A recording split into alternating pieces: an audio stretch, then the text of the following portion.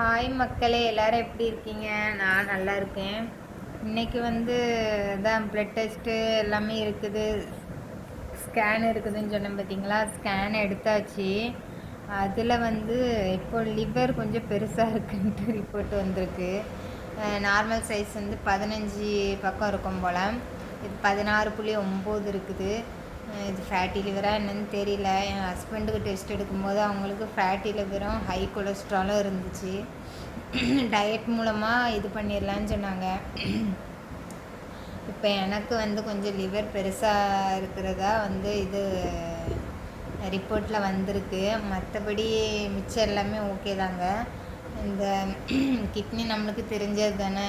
Kidney முன்னாடி நான் ஸ்கேனில் பார்க்கும்போது 9, 8.5 இந்த மாதிரி இருந்துச்சு.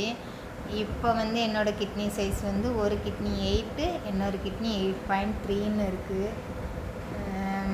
யூரின் பிளாடர்லாம் நல்லா தான் இருக்குதுன்னு போட்டிருக்கு. ஆனால் கிட்னி நல்லா சுருங்கி போச்சு. மற்றது எல்லாமே ஓகே தாங்க, எல்லாமே நல்லாயிருக்கு.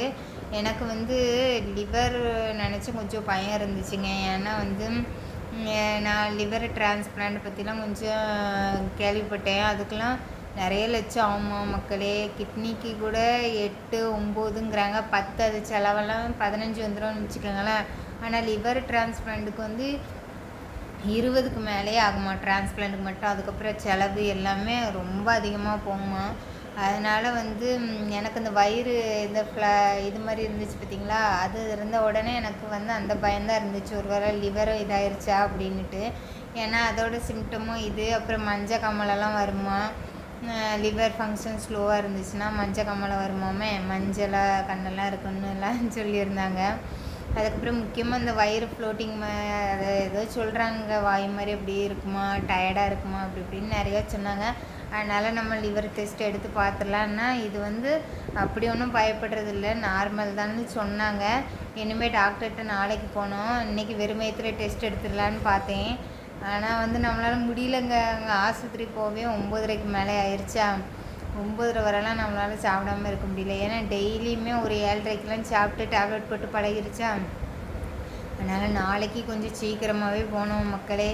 ஏன்னா வெறும் வயிற்றில் ஒரு 2 டெஸ்ட்டு எடுத்து கொடுத்துருக்காங்க. B12 டெஸ்ட்டோ என்னமோ இன்னொன்று ஃபோலிக் ஆசிட்டா என்னமோ ஒன்று 2 டெஸ்ட்டு கொடுத்துருக்காங்க மக்களே.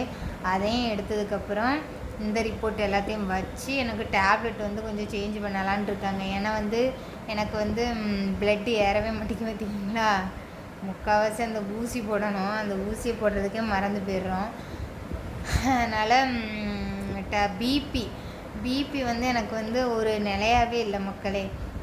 சில சமயம் 120, 110, 80 வேற போயிடுது. சில சமயம் 150, 160 இந்த மாதிரி போயிடுது. ஒரு இதாகவே இருக்கும். ஒன்று ஹை பிபியாக இருக்கணும், லோ பிபியாக இருக்கணும். ரெண்டுக்கும் இல்லாமல் இடையில கிடந்து ஆடிட்டு கிடக்குது. அதனால் பிபி மிஷின் வாங்க சொல்லியிருக்காங்க. பிபி மிஷின் வாங்கி ஒரு வாரம் செக் பண்ணணுமாம்மா. காலையில் சாப்பிட்டதுக்கப்புறமோ இல்லை சாப்பிட்டதுக்கப்புறம் தான் சொன்னாங்க. சாப்பிட்டதுக்கப்புறமா சாப்பிட்றதுக்கு முன்னாடியோ நல்லா டெஸ்ட்டு பண்ணிவிட்டு ஒரு வாரம் எல்லாம் நோட் பண்ணி வச்சுட்டு அதை ஹாஸ்பிட்டலில் காட்டணுமா. அதுக்கப்புறம் அதுக்கேற்றால பிபி மாத்திரை தருவேன்னு சொன்னாங்க. இப்போ ஒரே ஒரு பிபி மாத்திரை நைட்டு மட்டும்தான் போடுறேன். அந்த மாத்திரைக்கே எனக்கு என்ன கண்ட்ரோல் இல்லாமல் அது பாட்டுக்கு சுற்றிட்டு தெரியுது. அதனால் மாற்றலாமா இல்லைன்னா வேறு டேப்லெட் போடலாமா அப்படின்ட்டு யோசிக்கிறதுக்கு தான் இவ்வளோ டெஸ்ட் எடுத்திருக்கு. இன்றைக்கி டெஸ்ட்டுக்கு மட்டுமே 3000 பக்கம் ஆயிடுச்சு மக்களே. ஸ்கேனு, அப்புறம் ஹெச்ஐவி டெஸ்ட்டு, அப்புறம் என்னெல்லாமோ டெஸ்ட்டெல்லாம் எடுத்தாங்க. எல்லாமே நார்மல் தான்ட்டு வந்துச்சு. அப்புறம் லிவர் ஃபங்க்ஷன் டெஸ்ட்டு, ப்ளட் டெஸ்ட்டில் அது வருது, இது ஸ்கேனு, அப்படி எல்லாமே எடுத்தாங்க. இப்போ எனக்கு இது எடுக்கணும். என்னது அடுத்தது நாளைக்கு இந்த ஃபோலிக் ஆசிட்டும் இந்த விட்டமின் B12 இந்த 2 டெஸ்ட்டும் வெறும் வயிற்றில் எடுக்க சொன்னாங்க. எனக்கு டெஸ்ட்டு பேர் தெரியல, ஆனால் இதுக்குள்ளே டெஸ்ட்டு தான்.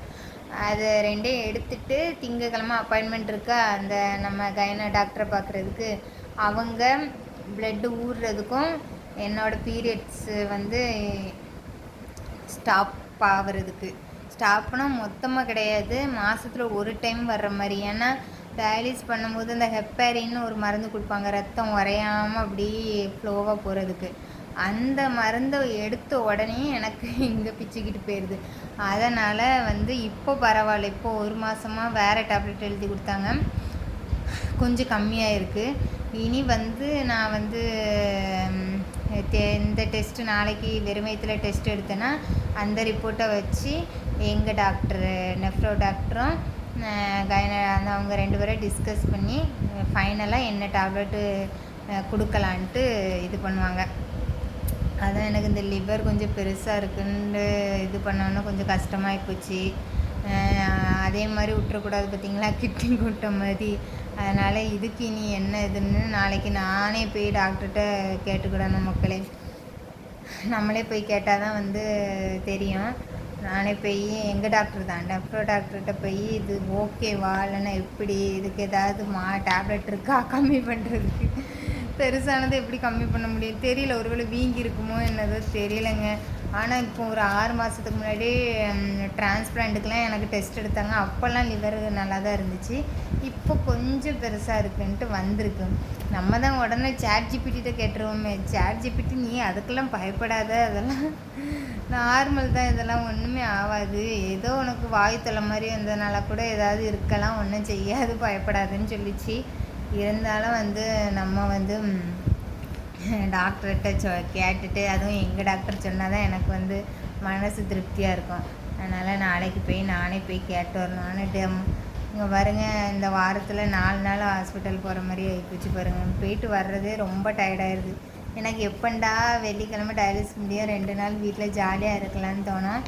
ஆனால் வந்து கண்டிப்பாக நாளைக்கு போகணுமா, போய் எல்லா ரிப்போர்ட்டையும் போய் காட்டணும். இப்போ இன்றைக்கெல்லாம் ப்ளட் டெஸ்ட் எடுத்து வச்சுருக்கேன் பார்த்தீங்களா, அந்த ரிப்போர்ட்டு, இந்த ஸ்கேன் ரிப்போர்ட்டு, நாளைக்கு வெறும் வயிற்றில் எடுக்கிற ரிப்போர்ட்டு எல்லாத்தையும் ஃபஸ்ட்டு எங்கள் டாக்டர்கிட்ட காமிக்கணும்.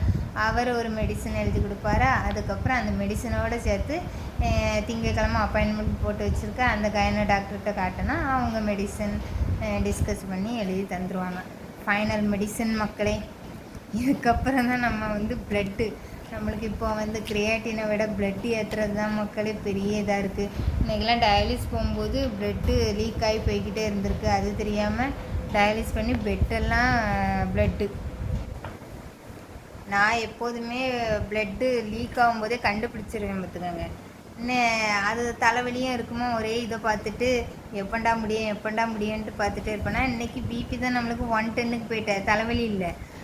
ப்ளட்டு லீக் ஆனது கூட எனக்கு தெரியவே இல்லை மக்களே. பெட்டெல்லாம் இதாயிருச்சு. ஏன்னா இது போட்டு ஒட்டிடுவாங்க, இது பேர் மைக்ரோபோரா, ஆமாம் மக்களே என்னமோ சொல்கிறாங்க. அது போட்டு ஒட்டுனதுக்கப்புறம் அந்த உள்ளே வந்து காஸ் பீஸ் அந்த துணி மாதிரி வச்சும் ஒட்டிடுவாங்களா, அதையும் மீறி போயிருக்கு. எனக்கு தெரியவே இல்லை, அவங்களுக்கும் தெரில. ஏன்னா கீழே வந்து ஒரு ரெட் கலர் கிளாத்து விரிச்சிருவாங்களா, அதனால் தெரியாது அவ்வளோ சீக்கிரத்தில். அதனால் ப்ளட்டு போயிருக்கு. சரி, கொஞ்சோண்டு போயிருக்கோம் போல் மக்களே. நம்ம கஷ்டப்பட்டு சேர்த்து வைக்கிறோம். இந்த டயாலிஸில் கொஞ்சம் போயிடுது மக்களே. அப்புறம் எப்படி ஊறும், 3 வாரத்தில் 3 நாள் டயாலிஸ் போடுறதுனால ஒரு டயாலிஸில் 1 ml போனாலும் 1 ml இல்லை, எச்சாவே போகணும்னு வச்சுக்கோங்களேன். அப்போ அந்த டியூப்லலாம் ப்ளட்டு இருக்கும்ல, எப்படினாலும் சலைன் ஊற்றி உடம்புக்குள்ளே அனுப்புவாங்க. இருந்தாலுமே அந்த டியூப்பில் ஏதாவது கிளாட்டு இருந்துச்சுன்னா நம்ம ப்ளட்டு தானே வெளியே இருக்குது. அதனால தான் டயாலிஸ் பேஷண்ட்டுக்கு வந்து ப்ளட்டு முக்கியங்கிறது. ஒவ்வொரு டயாலிஸ்லையுமே கொஞ்சம் ப்ளட்டு போகும் மக்களே. நம்ம இதில் இருந்து கம்மியாகிட்டே தான் இருக்கும். அதனால் அதுக்கேற்றால ஃபுட்டு சாப்பிடணுன்னு மட்டும் இறங்கிறாதீங்க, அதெல்லாம் எடுக்கக்கூடாது. அவங்க சொல்கிற அந்த ரத்த ஊசி இருக்குது பார்த்திங்களா, அதை தான் போடணும். அதை போட்டால் மட்டும்தான் நம்மளுக்கு ப்ளட்டு ஏறும். அதான் ரத்த ஊசி வாங்கி வச்சுருக்கேன், இன்றைக்கி போட்டு விட சொல்லணும். நம்ம தான் ஒரு மானங்கிட்ட கேஸு, அப்போ சண்டை போடுவோம், அதுக்கப்புறம் சேர்ந்துடும். அதனால் வந்து இன்றைக்கி நைட்டு போட்டு விட சொல்லணும். போட்டேன்னா அப்புறம் ஒரு திங்கக்கிழமை ஒரு ஊசி, இப்படி மாறி போட்டுக்கிட வேண்டியதான் மக்களே. சரி மக்களே, சப்ஸ்கிரைப் பண்ணுங்கள், பிடிச்சிருந்தால் லைக் பண்ணுங்கள். நான் ஸ்கேனை காட்டுறேன் உங்களுக்கு. பார்த்தீங்களா மக்களே, லிவர் மெஷர் 16.9 இருக்குது. Enlarge in size and echo டெக்ஸ்சராக எப்படியோ போட்டிருக்கு. நம்மளுக்கு இங்கிலீஷ் அந்த அளவுக்குலாம் ப்ரில்லியண்ட்டு கிடையாது. நம்மளுக்கு ChatGPT இருக்கிற வரை இதுவும் பயமும் கிடையாது. நம்ம எல்லாமே அதுக்கிட்டே கேட்டுக்கிறது. இப்படி தான் இருக்குது. என் கிட்னி சைஸை பற்றியெல்லாம் 8.3 ஆயிடுச்சு. மற்றபடி யூட்ரஸ் இதெல்லாமே நார்மலாக தான் இருக்குது. இப்போ இந்த லிவருக்கும் இந்த கிட்னியும் நம்மளுக்கு போயிடுச்சு, அதை விட்டு தள்ளுங்க. இந்த லிவர் தான் எனக்கு கொஞ்சம் பயமாகவே இருக்குது. யாருக்காவது பார்த்தீங்கன்னா இது நார்மல்னால் எனக்கு மெசேஜில் சொல்லுங்கள் மக்களே. நார்மல் தாம்மா, பயப்படாதன்ட்டு. சரியா?